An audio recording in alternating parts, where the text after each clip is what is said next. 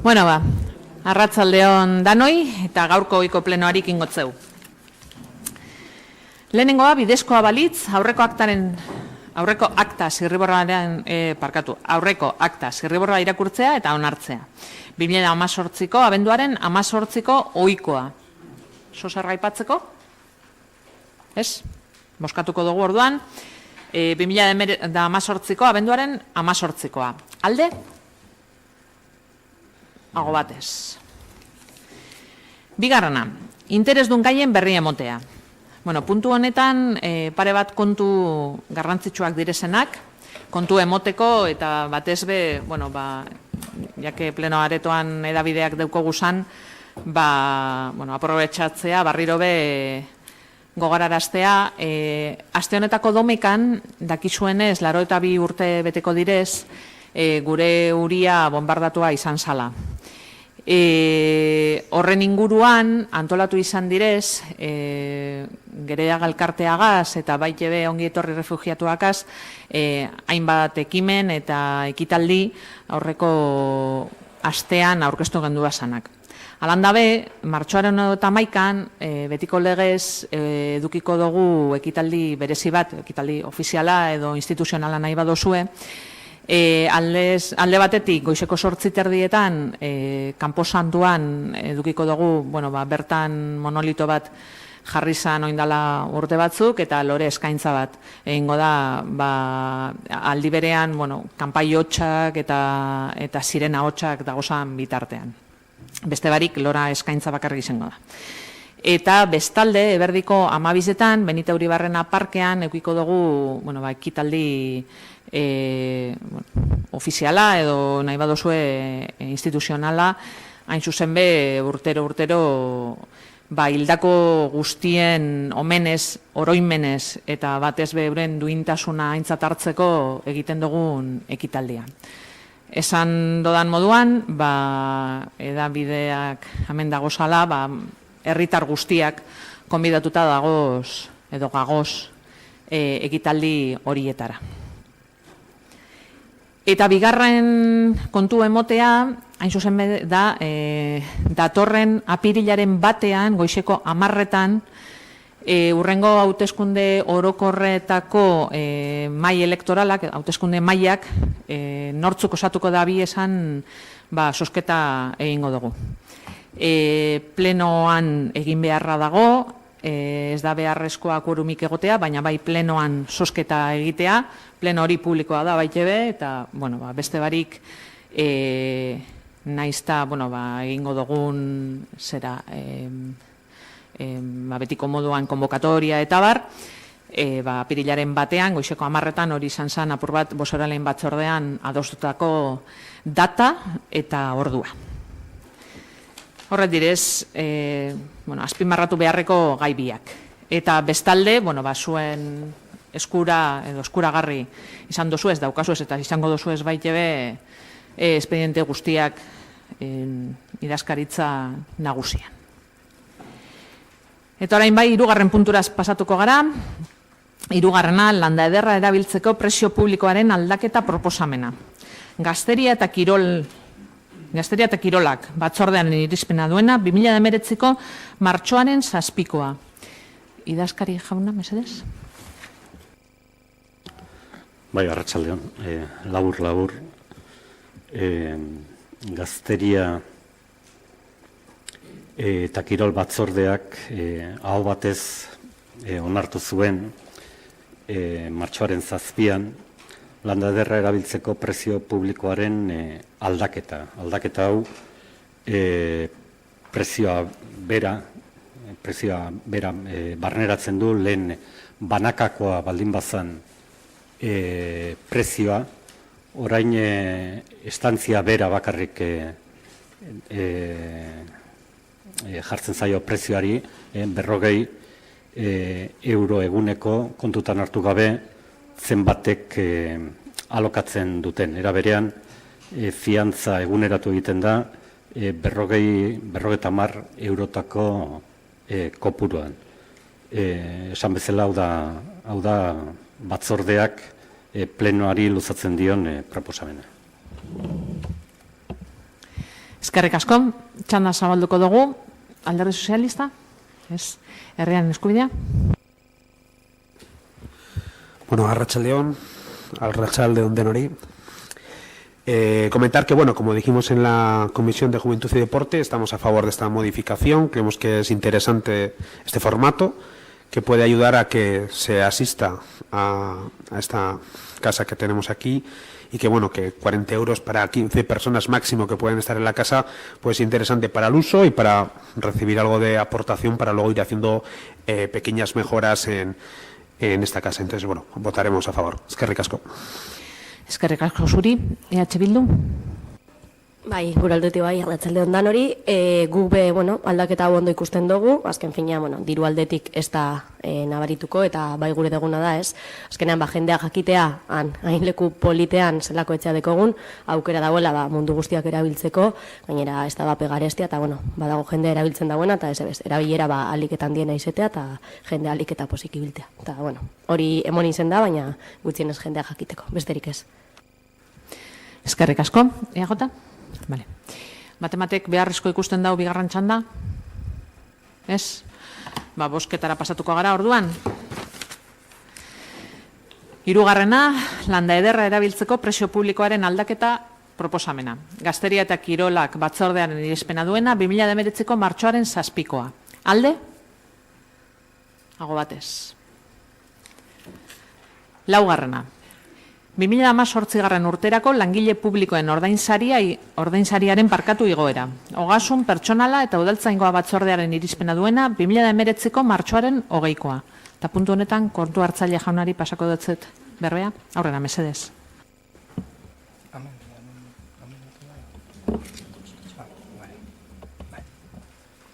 Bueno, arratsaldeon. Tal y como se expuso y se dictaminó en la Comisión de Hacienda, se propone adoptar el acuerdo para incrementar las retribuciones de los trabajadores del Ayuntamiento de Durango con efectos desde el 1 de enero de 2018. El marco jurídico para este acuerdo nace desde la Ley de Presupuestos Generales del Estado, que en julio fue aprobada y posibilitaba el incremento del 1,5% hasta el 1,5% de la masa salarial desde el 1 de enero, con un posible incremento adicional de un 0,25 para el segundo semestre, es decir, desde el 1 de julio de 2018 en adelante, si el Producto Interior Bruto a nivel estatal se incrementara en más de un 3,1%.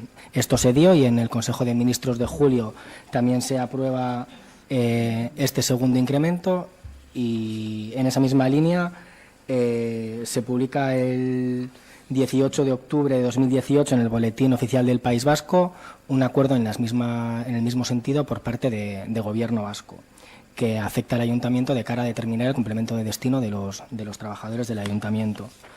Y por último, pues como recoge la Ley de Bases de Régimen Local en el artículo 22, corresponde al Pleno la determinación del complemento específico y la determinación también del límite hasta donde quiere llegar el Pleno para ese incremento de retribuciones dentro del marco de legalidad expuesto anteriormente. Es decir, se puede alcanzar hasta el 1,5 para todo el año, más el 0,25 para el segundo semestre, y en ese rango es donde se puede mover el Ayuntamiento. El acuerdo que se propone es llegar a máximos, incrementar el 1,5% para todo el año y el 0,25 adicional para el segundo semestre, y es el acuerdo que se plantea al Pleno. Eskerrik asko, txanda zabalduko dugu, Alderdi Sozialista. Arratsaldeon danori, bueno, adelantar nuestro voto a favor, decir que vamos a votar a favor, estamos de acuerdo con este incremento, que es hasta donde nos permite la ley, lo que establece la prescripción normativa, y por otro lado pues seguimos las pautas que establece el interventor. Entonces, adelantar el voto a favor. Eskerrik asko, herriaren eskubidea. Bai, arratsaldeon denori. Bueno, como dicen los informes del interventor, la subida que se propone es la que recoge la ley. Según este informe, la parte que quedaría fuera en 2018 es un 0,3% al no tener desarrollado un plan de productividad. Este mismo 0,3% sabemos que está planteado en las mismas condiciones para 2019, por lo que sí que nos gustaría saber, nos gustaría preguntar hoy aquí qué se está haciendo para que en 2019 no pase lo que ha pasado en 2018 y este 0,3% se quede nuevamente sin poder aplicar. Ni esker. Eskerrik asko zuri, EH Bildu. Bai, arratsaldeon guztioi. Gure aldetik ere, lehenengo eta behin esateko alde bozkatuko dugula, proposamen honen alde bozkatuko dugula. Ez hainbeste legeak horrela jasotzen duelako, estatuko legediak horrela jasotzen duelako, baizik eta bere garaian ere sektore publikoko langileen erosmen ahalmena kaltetuta ikusi zenean horren kontra egon ginelako, eta orain erosmen ahalmen hori errekuperatzeko uste dugulako mota honetako neurrizek beharrezkoak direla.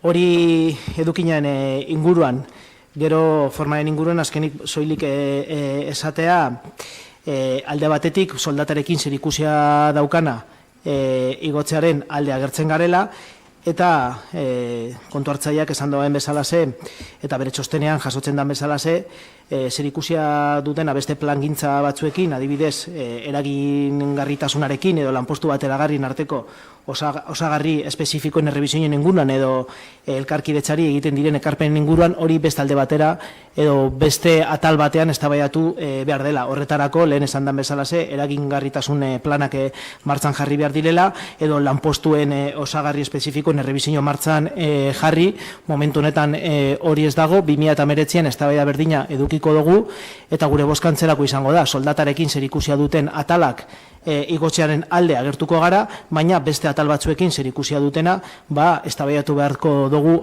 atal horretan, eta ez soldatan igoera orokor bat bezala.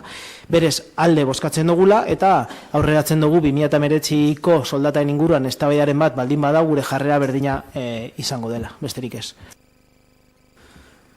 Eskerrik asko, EJ? Bai, arrastion, ongitorriak gaur hona hurbildu zareten guztioi, eskerrak baitabe kontu hartzaile jaunari emandako azalpenengatik eta soilik esateko gure aldeko bozka emango diogula. Eskerrik asko. Eskerrik asko zuri, bigarren txanda, Alderdi Sozialista, Herriaren Eskubidea. Simplemente adelantar que votaremos a favor y reiterar la pregunta que hemos hecho, que es que este 0,3% en 2018 se queda fuera, como recoge el informe de intervención, debido a la falta de un plan de mejora de la productividad, y reiteramos la pregunta de qué se está haciendo a día de hoy para que en 2019 no se repita esta situación y no se vuelva a quedar fuera este 0,3%. Mi esker. Eskerrik asko zuri, EH Bildu. EJ, txandaizteko, galderari erantzune emoten, galdera moduan tratatuko dut, apuntatu dut, eta erantzuna emongo helaraziko jatzue, beste barik, bale? Orduan bozkatuko dugu, irizpena dagoen terminoetan, bale? 2018 urterako langile publikoen ordainsariaren igoera, ogasun pertsonala eta udaltzaingoa batzordearen irizpena duena 2019ko martxoaren 20koa. Alde? Ago batez.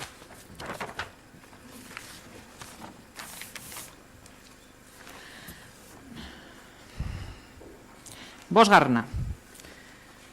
Apirileko osoko bilkuraren eguna aldatzeko proposamena. Hemen, kontaktuan egon gara boseralien artien, azken zangoneko 15 egunetan, eta atzoia proposatu genduan boseralien batzordien urrengo ohiko plenoa aprilaren 30koa aprilaren 10ra pasatzea. Gitxi gora bera, taldeka ados gauzela esan aldot, beraz hori izango da proposamena. Aldaketa hori egiteko plenoak onartu behar dau. Beraz, bozkatuko dugu proposamen hau. Hain zuzen be, apirileko ohiko plenoa 30tik 10ra pasatzea. Eguaztena da, ez da martitzena, eguaztena. Bozkatuko dugu orduan, apirilaren 10raren alde. Ago batez. Eskaera eta itaunetara pasatu baino lehen hau, oiz kanpoko mozio bat daukagu. Nik, atzo proposatzaile batzuek azberbetan egon nintzen, esan hostien baietz baten batek parte hartuko ebala, beraz, mesedez urreratu, ez dakit nok egingo dauen, baina urreratu mesedez. Itxikotzazu mesedez, eskerrik asko. Aurrera.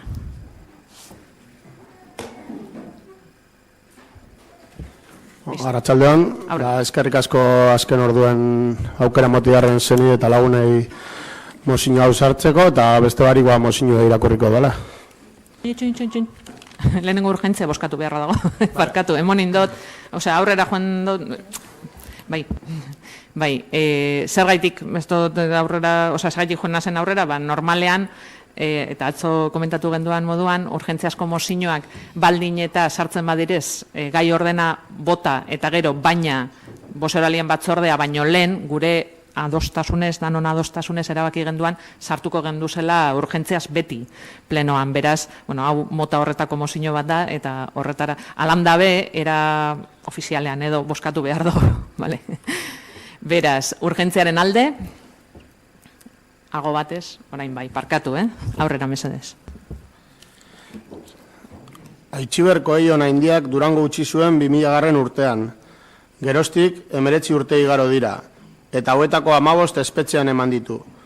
Legeak aipatzen dituen birgiza erteratze eta berrezik eta arrastorik ez inon, mendekua baino ez. Egungo egoeraren irtenbide zentzuzko bakarra azke ustea da. Dagoeneko, beteak baititu Estatu Espainiarrak ezarri zion 8 urteko zigorraren 3 laurdenak baino gehiago. Legeak horixe ezarria du baldintzapeko askatasuna lortzeko, baina urtebete baino gehiago igaro da arrez gero. Baina baldintzapeko askatasuna lortzeko presoak 3. graduan egon behar du, eta Aitziber lehen graduan dago kartxela sartu zenez geroztik. Egoera hau ulertezina da. Esplikazio bakarra espetxe arloko salbuespen politikan bilatu beharra dago. Izan ere, 7 urte igaro dira, etak zueten mugagabea deklaratu zuenetik, eta urtebete desegin denetik. Lehen graduan preso oso arriskutsuak edo ez egokituak baino ez dira egon behar, baina ez bata ez bestea da Aitziberren kasua. Eta are mingarriagoa da kontuan hartzen badugu duela 16 hilabetetik ona aitz semearekin dagoela egunero. Ez du zentzurik Aitziberrek bere bizitza konpartitu ezin izatea Asierrekin eta Aitzekin. Ahaztu barik, Asierrek postoperatorio benetan gogorra izan duela. Honegatik guztiagatik, hauze onartu du Durangoko udalak. Bat, kartxela zuzendaritzari eskatzea, Aitziberko ion haindiari gradu progresioa ezarri dakiola berehala. Eta halaber, indarrean dagoen legediak ezartzen duena betez, dagozkion arauzko neurriak hartu daitezela kartxelatik lehen bailein atera dadin. Bigarrena, eskaera honi jarraipena egitea. Listo. Eskerrik asko. Zozar gehitu nahi baduzu, ez geratu zaitez, mesedez, apur baten. Zozar gehitu nahi izkeno, posible da, Vale, zuri. Orain txanda zabalduko dugu, Alderdi Sozialista, herriaren eskubidea. Arratsaldeon, denoi hona tortzaiatik.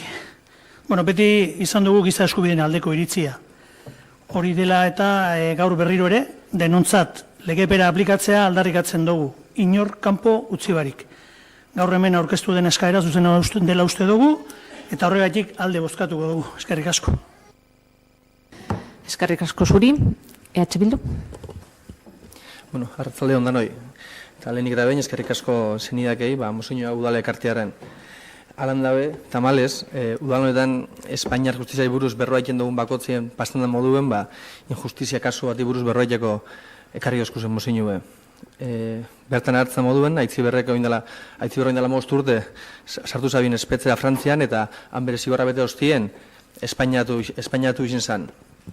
Espainia eratze honek Frantzian bete zauen zigor bardine betetera bilertu dau Aitziber, eta batien zein bestien Frantzian zein Espainia pasau da moduen gaur egun dispersinio politika sufritzen dabil Valentzian. Kasu danetan, Euskal Preso politikoekin bastan kasu danetan moduen dispersinio politika hau bakartze da isolamendurako intentzio zein zan hau, senide eta lagunen elkartasun uholdiek zapustu inzaben arren, beti behor dauz dispersin horrek dakartzen arrisku eta diru eta denbora galera oso ondixek. Honek argi erakusten dozku, Espainiar Estatuko Justiziak egundo ez da laulan isen, eta bergiz arteratzera eta berrezik edarako arrastorik eukinez eta mendekuen oinar judeko politika kartzela politika dala, Baina egora anker honi beste buelta bat emon asmoz, Espainiak bere legie ez dauetetan eta oindala urte bete baino gehiago balintzapeko askatasunin kalien onbiosan aitziber, ondino espetzien jarraitzen dau. Egora honek berez zentzurik eukinez arren, ondino aretak itxia zentzu itxaudeko aitzik itxen eta hasierren egori ikusite. Hori dela eta bain justizia honen aurrien udala posentzi eskatzen dozkuzue. Eta bildutik ala ningu, zelan ez ala ningu, Euskal Preso Politikoen eskubien alde kauzelako eta ongelako. Eta euren eskubien alde egotetik aratau bai, preso zenide eta lagunen albuen egon gure dauleko. Albuen egon gure dugu eta alan egon gara Durangoko aletzien, Jozen, Navalkarneron, Pikasenten zein Parisen. Aitziber hasier eta aitz, eta beste dana be maio dauzelako, etxien eta kalien gure dugu. Eskerrik asko, Jota? Bai, jakina da baitare gure eritzia gai hauen inguruan, jakina da baitabe beti gongo garela giza eskubideak ez soilik bermatu, batez baizik eta betetzearen alde gongo garela, eta ez diogu inoalako trabarek ipiniko mozioari horregatik. Eskerrik asko. Eskerrik asko zuri, bigarren txanda, bai, ez? Nik badazpada aukera mongo dut, bale?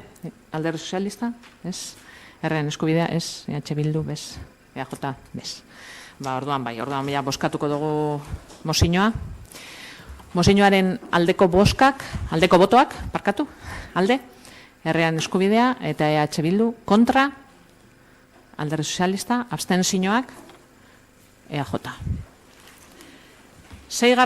Eskaerak eta itaunak. Eskerrik asko, Bai.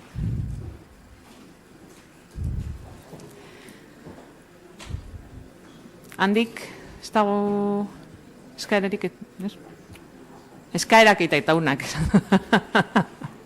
Bale, han bat eta hemen bi. Bueno, personak, bale? Bai. Eskerrik asko. Bueno, ayer recibimos el informe, el estudio de la calidad del aire. Entonces, bueno, bien, o sea, por fin tenemos un estudio un poco más elaborado. Parece ser que aquellos que éramos alarmistas, parece ser que hay algunos componentes como el benceno, el tolueno, el estileno que están presentes en nuestro municipio. Y lo que sí nos gustaría es algunas preguntas en relación a ese estudio es si alguien que elabora el estudio va a venir a explicarnos en el ayuntamiento un poco ya de una manera más concisa, un poquito más específico, pues todas las preguntas que nos sugiere este informe técnico, donde se desarrollan un poco las acciones y lo que se ha descubierto. Eso por un lado, porque habla también de un plan de acción, en el que hay unos requerimientos a las empresas en concreto, y habla de unos plazos acordados y aprobados en la viceconsejería. Nos gustaría saber de qué plazos estamos hablando, qué es lo que se ha acordado, en qué se concreta exactamente el plan de acción.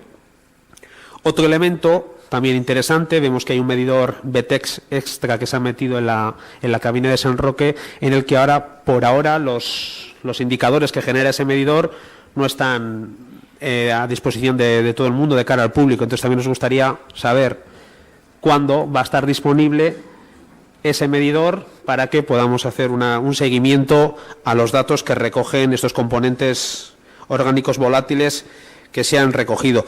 De todas maneras, creemos que es más necesaria que nunca una moción que aprobamos en este ayuntamiento y en el Parlamento Vasco sobre poner en marcha los protocolos en la medida que salen situaciones complicadas o situaciones de alta contaminación como la que se ha estado dando ahora, y no solo sea una medición que se quede en el aire, sino que el Departamento de Salud establezca unos parámetros y algunos protocolos de aviso a la ciudadanía para cuando esos índices están muy altos, pues la gente pueda tener o tomar las medidas oportunas para cuidarse o para que no se exponga a estos componentes. Eskerrik asko.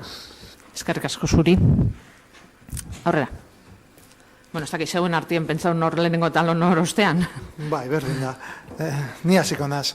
Bueno, legegintzaldia amaituko da laster, ja, praktikamente amaituta dau, eta hainbait gai daude pendiente ondino. Eta, bueno, ez dut ekarriko lan aiaren kalitatea edo dorren inguruko proiektu horren inguruko erreferenduma. Baizik eta kontu bat oso zehatza eta oso egingarria. Eta da agenda kultural bateratua. Egin genuen eskaera orain dela urte bete eta piko, eta alkate ordeak esan zigun, blandiendo una tablet que estaba hecha y estaba en marcha, pero más que una agenda unificada es una agenda oculta porque todavía no la hemos visto. Entonces la pregunta en este caso es, pues va a ser directamente, pues, ¿y la agenda para cuándo? Eskerrik asko, bestea? Bai, arratsaldeon guztioi. Más bien es un ruego.